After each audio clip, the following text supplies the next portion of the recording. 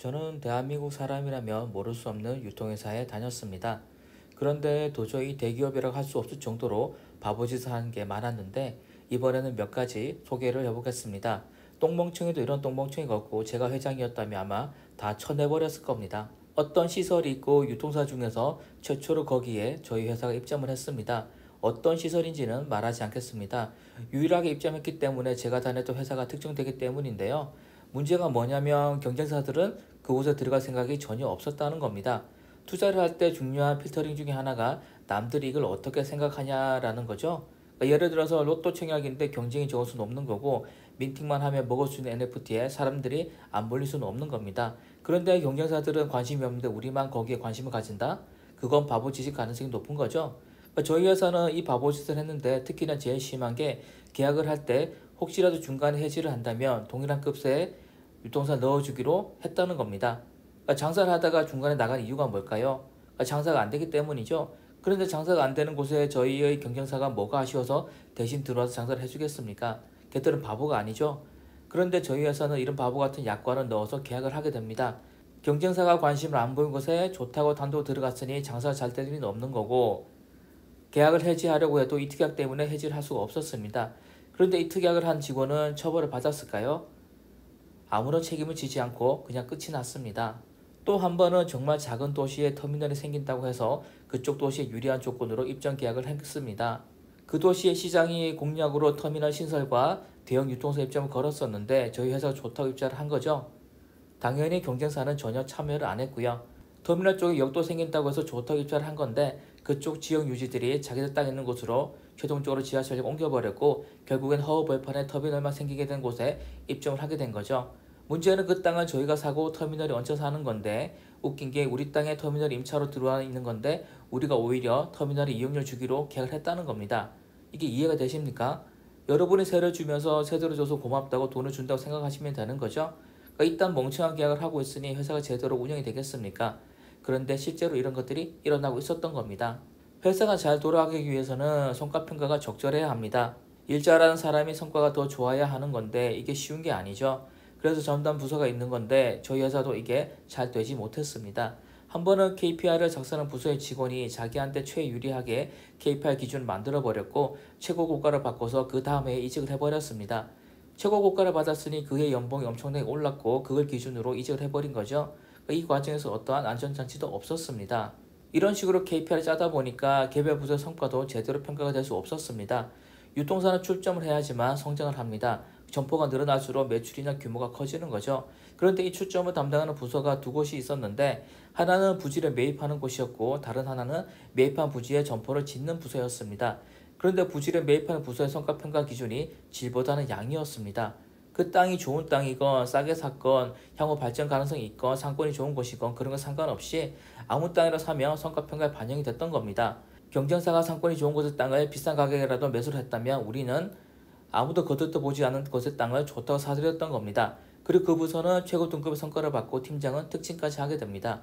당연히 남들이 거들떠도 안 보는 곳의 땅을 사니까 출점이 될 리가 없죠. 손익이 나지 않는 곳에 어떻게 몇백억 들여서 건물을 짓겠습니까? 당연히 되파는 것도 안 됩니다. 누가 허허벌판의 땅을 다시 사들이겠습니까? 성과평가 얘기를 한 번 더 하겠습니다. 유통 쪽은 카테고리가 다양하죠. 식품 쪽도 있고 가공품 쪽도 있고 여러 카테고리가 있습니다.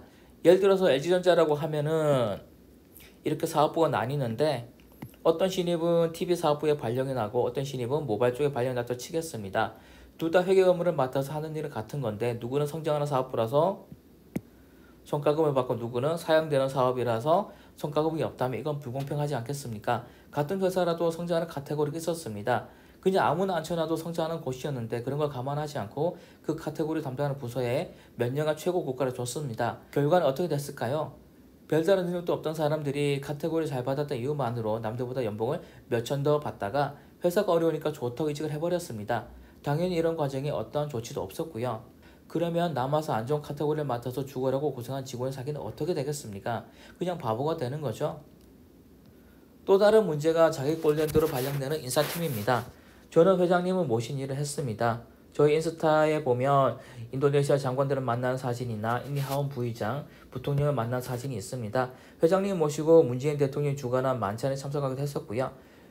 그런데 제가 원 계열사로 복귀했을 때 이 원 계열사 인사팀이 무슨 짓을 했을까요? 누가 봐도 저를 인리사업부 관련해서 일하는 부서를 보내야 하지 않겠습니까? 그런데 인사팀장이 저를 사적으로 안 좋게 보고 있었고, 그래서 그 감정을 실어서 저희 경력과 스펙을 무시하고 저 멀리 지방 점포로 보내버렸습니다. 그것도 모자라서 누명 씌워서 좌천까지 시켜버렸죠. 이렇게 사적으로 인재를 운영하며 회사가 제대로 돌아가겠습니까?